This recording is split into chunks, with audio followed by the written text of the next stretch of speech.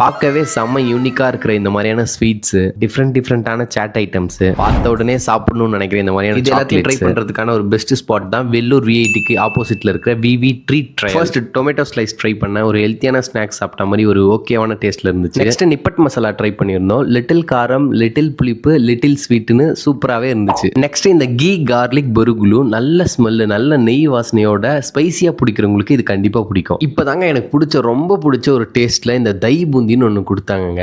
ஸ்வீட்டும் இருக்குது, காரமும் இருக்குது, பக்காவாக இருக்குது, சூப்பராக இருக்குது. அப்படி வேலூர் ஃபுல்லாக ஸ்விக்கி அண்ட் ஜொமேட்டோலையும் இருக்காங்க. ஸோ ஆர்டர் பண்ணி வீட்டில் இருந்தே செம்மையாக சாப்பிடுங்க. Triple chocolate strawberry, wow!